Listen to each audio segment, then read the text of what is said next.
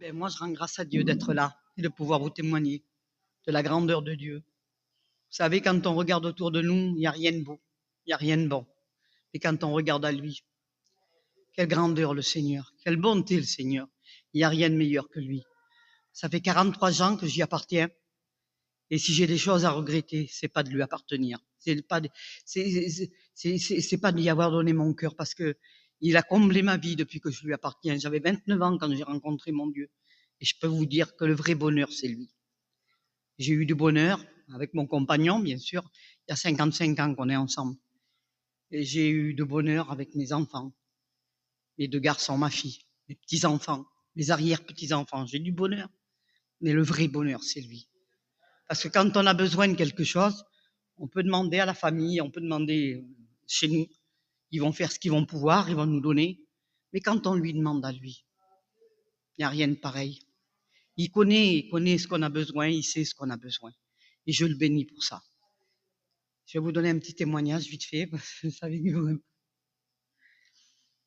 je voulais pas donner ce témoignage, mais chaque fois que quelqu'un a témoigné, il y a eu quelque chose qui m'a rappelé de le donner. Alors je vous le donne. Il y a de cela, il y a 55 ans que je suis mariée, et il y a 56 ans ou 7 ans que mon père est parti. J'avais 14 ans. Et moi j'ai été élevée, comme il dit, à Stafford, dans le Lot-et-Garonne, à côté d'Agen. Et j'allais à l'école, au couvent. J'avais notre maison, elle était, je sais pas, comme d'ici au bout de la route. Il y avait même pas si loin. Il y avait le couvent. J'allais à l'école là-bas. Et j'ai grandi dans le couvent. Et bien sûr, on m'a appris la religion. Et moi, je croyais, j'étais vraiment, mon compagnon vous l'a dit, j'étais une femme qui aimait le Seigneur de tout mon cœur, de toute mon âme. De toute petite, j'ai grandi avec, mais sans connaître réellement le vrai Dieu. Mon père, on était parti, on était à Stafford, et on n'était jamais parti de chez nous. Et mon frère, le plus vieux, mon frère Ramuncho, le père Adeloul, il s'est marié et il attendait un petit bébé. Elle attendait un petit bébé et bon, pour faire plaisir à ma belle-sœur, mon père a acheté un camping et on est parti à Lourdes. Première fois qu'on partait. On est parti à Lourdes, au pèlerinage. Donc, le père de ma belle-sœur, il nous a accompagnés et on est parti là-bas. Et quand on est revenu de Lourdes, du pèlerinage, on s'est arrêté à Escarteleg, à côté de Blaye. Là. Et mon père, c'était la chasse, c'était au mois de septembre. Il est allé à la chasse avec le père de ma belle-sœur, qui était l'oncle de mon père. Il a pris le fusil et bon, ils ont été à la chasse, ils ont tué des, je sais pas quoi, des pigeons, j'en sais rien. Et puis quand il est revenu, il a voulu sortir le fusil, mais il s'est plus rappelé que il y avait les cartouches dedans. Il a tiré le fusil, et il y avait des cougnets dedans. La gâchette a pris dans les cougnets et les deux coups sont partis. Donc mon père a été ici. Là. À 5 heures, c'est arrivé et à 7 heures, mon père est parti. Alors, quand ils l'ont emmené à l'hôpital, juste sur la petite place, là, il y avait l'église, il y avait une église catholique. Et j'ai pris mes petites sœurs, mes 4 petites sœurs, et je suis rentrée dans cette église. Et on a prié, j'ai allumé des cierges, des bougies qu'on avait pris à Lourdes. Il ne s'est rien passé, mon père est parti à 7 heures du soir. Alors, je ne peux pas vous dire, dans mon cœur d'enfant, comment j'ai pu être déçue. J'ai dit, c'est pas vrai, elle n'existe pas, elle n'est pas vraie. Parce qu'on a été là-bas à Lourdes, on est revenu, j'ai demandé avec mes petites sœurs et il ne s'est rien passé, mon père est parti. Alors j'ai été déçue, j'ai rien pu, jamais pu ma vie, j'ai voulu savoir quelque chose de la religion, jamais pu, ça a été fini, terminé. Pour moi, mon vrai Dieu, je demande pardon à mon Dieu, c'était mon père. Il était parti, j'avais quelque chose à demander, c'était à lui que je demandais. Et je voulais plus rien savoir. Et j'ai grandi comme ça. Et quand je me suis mariée, c'était toujours pareil. Voilà.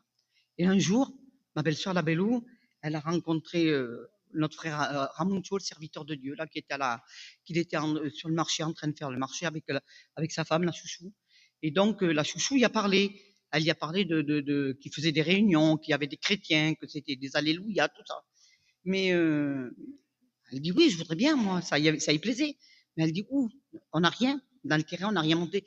Il y a que Bermond Fralpellet qui a une toute petite, abri de jardin. Alors, il dit, je crois pas que ça va être lui qui va vouloir. Hein. Pourtant, pas méchant, la patte des hommes, mais la religion, il n'en voulait pas. Lui. Et quand Quand ma belle-sœur, la Bellou, elle me dit, ma belle-sœur, elle dit, puis en plus, j'avais mon beau-père qui était presque aveugle. Alors, il devait être opéré, il devait avoir des problèmes.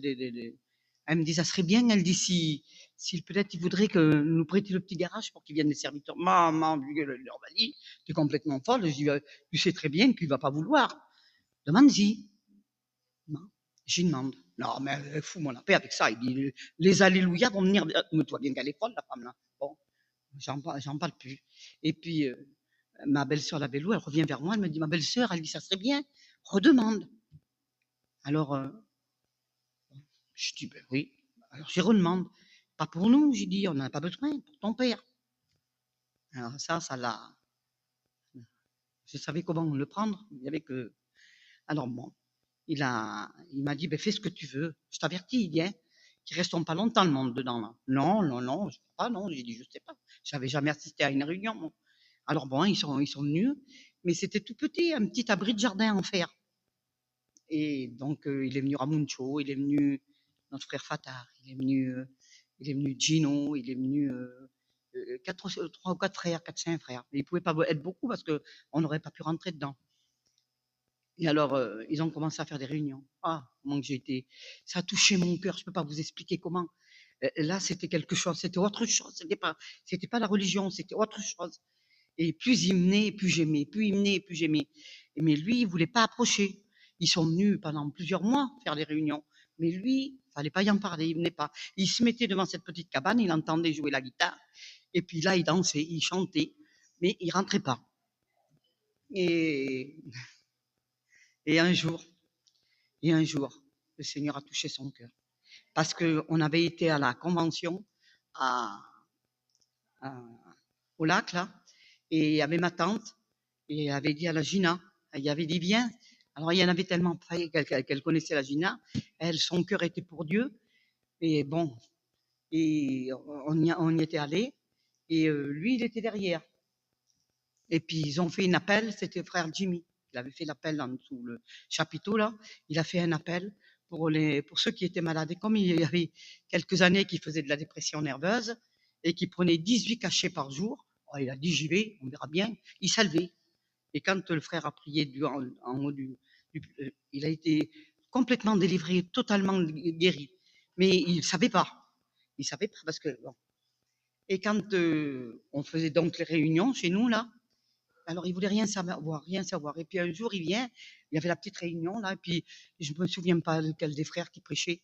Et il rentre dans la petite salle là, les frères s'arrêtent. Il rentre, il y avait un petit truc, un petit lavabo avec petit placard. Il ouvre, il prend sa bonbonne de vin, et c'était la bonbonne de Lourdes, avec la petite scène dessus. Il prend sa bonbonne de vin, il glou, glou, glou, glou, glou, glou, il repose, il remet, et il me dit à moi, passe par là, toi, viens voir. Alors, je ne peux pas vous dire ce que ça avait pu me faire devant les frères, là. Ça m'avait tué. Alors, j'y vais, j'ai dit, qu'est-ce que tu veux? Il me dit, viens me donner mes cachets. Tes cachets? J'ai dit, quel cachet? Ben, mes cachets. Ah bon? Ah, mais j'ai dit, je vais te les donner, tes cachets. Je prends la poche de médicaments et je lui donne dans la main. Mais elle était encore cachetée. Il y avait 3 mois qu'il n'en prenait plus, mais qu'il s'en était pas rendu compte. Et puis moi, sûrement que c'était voulu de Dieu, j'y en ai pas parlé, j'ai jamais dit, tu prends plus de médicaments, rien, rien. Et là, quand il a pris ses médicaments, il a regardé la poche, et puis j'ai dit surtout, tu les comptes, hein. Tu comptes bien combien tu en as pris, les médicaments. Il m'a regardé, il a regardé la poche. Mais j'en ai plus repris. Mais non, le Seigneur t'a guéri. Alors il a pris la poche et il l'a mis il l'a remis, il a dit, ma femme, il dit, ils sont dans la vérité. Et nous, il dit, on n'est pas dans la vérité. Viens, il m'a pris par la main et on est rentré dans la petite maison, là, dans la petite cabane. Et là, il a rencontré Jésus. Là, il a reçu le Seigneur dans son cœur. Et je peux vous dire que Dieu a béni. Mais pour vous finir mon histoire, quand ma mère, donc quand j'ai rencontré Dieu, mes petites sœurs, on était plusieurs de chez nous. Il y avait la Bellou, il y avait ma sœur la Camilla, il y avait ma petite sœur la Paulette, il y avait ma petite belle sœur la Nine. On était tous en famille dans le terrain chez nous là-bas. Et eux, ils ont rencontré le Seigneur, ils ont donné leur cœur à Dieu. Mais après, la Bellou, elle avait monté sa petite maison et on faisait les réunions chez elle. Et eux, ils ont rencontré le Seigneur réellement.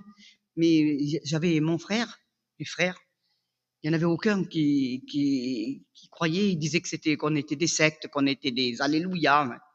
Et ma mère, elle est tombée malade. Elle a eu un cancer à la gorge. C'était très important. Normalement, elle n'aurait pas dû s'en sortir parce que la gorge était remplie de. Et le docteur, quand il l'avait vue, il a dit, on va lui faire des rayons, on va faire ce qu'on va pouvoir. Il dit, ils ont commencé par 46 ou 47 rayons qu'ils lui ont fait. Et dans les derniers rayons, mais il y avait mon frère Ramoun, le plus vieux, là. Il me disait, ma sœur, il dit, c'est pas possible que maman va s'en aller. Je l'accepte pas, moi, il dit. Mon père est parti, on n'a plus personne, il dit, puis la maman va s'en aller. Il l'acceptait pas, mon frère, il voulait pas. Il dit, j'ai dit, mon frère, regarde, fille, c'est la seule manière de rencontrer Dieu. Si tu demandes à Dieu de tout ton cœur, de toute ton âme, que tu crois que Dieu est capable de le faire, le Seigneur va le faire. Tu crois, ma sœur? Je dis, oui, je crois. Je le crois de tout mon cœur. J'ai tout le monde prie pour la maman. Alors, il m'a dit, ben, écoute, et je vais écouter ce que tu me dis. Et je vais demander à Dieu. Et s'il est capable de guérir la maman, il dit, je donnerai mon cœur à Dieu. Mais j'y fais-le. Ça te coûte rien. Fais-le, mon frère. Et donc, mon frère, il a écouté ce que j'ai dit. Le Saint-Esprit a parlé dans son cœur. Il l'a convaincu. Et ma mère a été guérie totalement, mais totalement. Quand elle est retournée chez le professeur, il a dit, elle a une gorge d'une jeune de 18 ans. Il n'y avait plus rien. Dieu l'avait complètement guérie. Mon frère s'est converti. Son foyer s'est converti. Ses enfants se sont convertis parce qu'il a des serviteurs de Dieu chez lui. Et tous mes frères se sont tous convertis. Mes sœurs, tous se sont convertis. Et je bénis Dieu. Tous ceux qui sont autour de nous, qui ont été autour de nous, ont été des bénédictions pour. Voyez l'église là? Elle était chez nous, dans mon terrain. Si on l'a pas fait, les premières réunions, on les a fait dans ma petite cabane. L'autre réunion, les sœurs, les frères sont là, ils savent. C'était dans ma maison qu'on les faisait. Et je bénis Dieu. Parce que vous savez, quand on donne à Dieu, Dieu nous connaît. Il donne aussi. Et je rends grâce à Dieu, que Dieu vous bénisse.